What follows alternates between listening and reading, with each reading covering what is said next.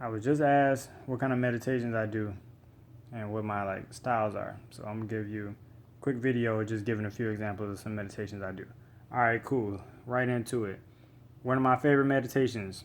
I close my eyes, plug my ears up, just like that, with both ears, and then I just listen to the sounds on the inside of my body. You can hear your heartbeat, your blood flow. If you mess around and swallow, you can hear the saliva swimming through your body, all type of stuff. It's a beautiful meditation. Do that for a few minutes, and you'll be glad you did. It's just something to pay attention to. Ultimately, you meditate in order to make yourself more mindful and so that you can appreciate the small details about life.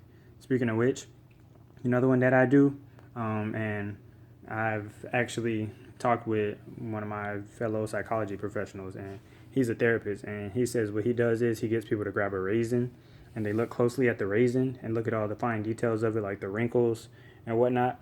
And when they see all the wrinkles, then they go into smelling it, and then they'll squish it and sense like the squishiness of it, and basically just doing mindfulness meditations to acknowledge the value that something has.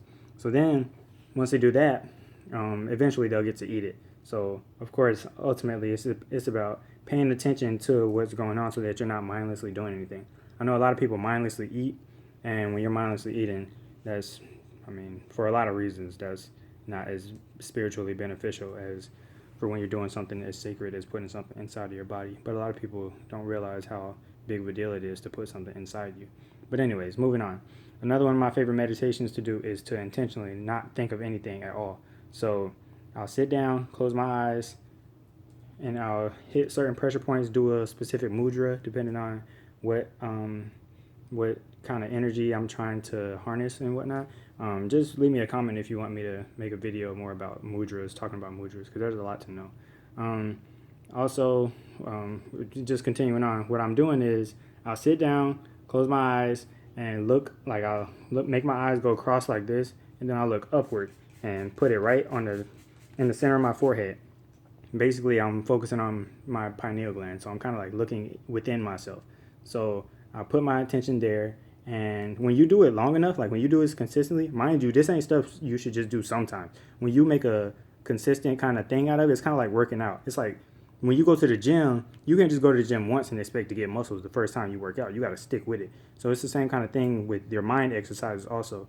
So whenever you're paying attention to the center of your forehead, you can actually get your pineal gland to start functioning more. So the more that you do this, it'll start squeezing, and it's secreting different chemicals and stuff like serotonin and whatnot. But anyways, so when you're sitting still, mind you have to have proper posture. So I would recommend just being whatever feels comfortable to you. Just go within yourself. I mean, if you know you're uncomfortable, don't keep doing it. There's no right or wrong way to meditate ultimately, but I find that there's a lot of ways to do it.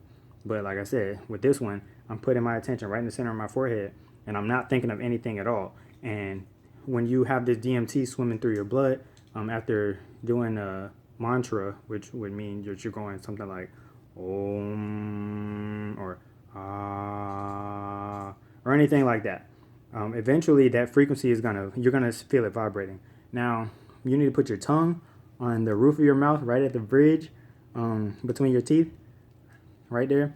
This will activate what you call the microcosmic orbit. And long story short, it'll just balance everything out so that the different energies that are flowing through you will circulate, and nothing's going to be sent out into the ethers yet. But I can make a whole nother video on that. But so whenever you're doing that, you're going to start receiving these images. You might receive messages or getting what people call downloads. So once you start getting downloads, you're going to probably start having epiphanies about stuff that you didn't even realize, or stuff that you didn't know you needed to know, or whatever. And you start receiving messages and information and stuff. And that's often what happens with people who are like spiritually enlightened or geniuses or whatever you want to call that. A lot of the time, all it is the fact that a genius has the ability to look within themselves and access their own genetics. Of course, genetics and genius start with the same letters, GEN, generation, genius, genetics. It's all the same thing. It has to do with who you are and what you've experienced in your life, and of course, all the people in your bloodline. You have access to all of the experiences of all your ancestors. So a genius simply just has the ability to access their genetics. So it's just that simple. But Continuing on, I'm gonna give you one more meditation. Another one of the meditations that I love to do, and I do this just about every day when I go outside. I ground myself, and when I'm grounding myself, I take my shoes off, I go outside, no shoes, no socks, put the soles of my feet on the grass, in the dirt, grass, whatever. Don't worry about being dirty. You can clean your feet off when you get back in. That's what I always do. So I go outside and I stand there and I just look, and I'm looking at all the life around me, right? So I see birds flying, I might see planes flying, I might see bugs like bees, bumblebees and stuff, mosquitoes, etc. So when you start seeing how much life you're surrounded by and how there's an intelligence always looking out for them. For example, the birds don't ever run out of food, right? The birds always have enough worms to eat. They always end up getting some kind of fruit off the trees to feed off of and whatnot. The squirrels always got enough nuts. And when you're looking at stuff like that and you're looking at these life forms that we might see as small, seeing that there's some intelligence out there that's taking good enough care of these small beings, you know that somebody is significant as a human being shouldn't have anything to worry about. Because if God still was able to look out for these squirrels and these bugs and stuff, God shouldn't have a hard time looking out for somebody like you either, because if anything, you matter more than they do. But the truth is, we all matter, and you're not more important than anything else. The truth is, you are everything else. But let's not go ahead and get too deep, because we're just talking about the simple meditations. So when I ground myself, I'm paying attention to all the life around me and being grateful and showing gratitude and being mindful of it. Now, of course, the whole point is to keep myself in a high vibration. So as I'm doing this, I'm appreciating all that is around me. So I see the wind blowing, or not see it, but I feel the wind blowing and I'm appreciating it.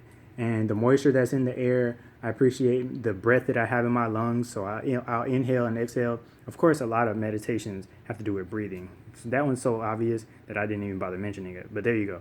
In case you didn't know, every meditation starts with breaths. Just take a couple deep breaths, calm your mind down. That's every meditation ever. But yeah, man, just be mindful. All of this is about mindfulness and paying attention and valuing all the big / small things that life has and everything that it consists of. So just do a few of these, practice them. And if you got any cool meditations that you do, feel free to comment and tell me about them, because I want to know what y'all are up to also. Till next time.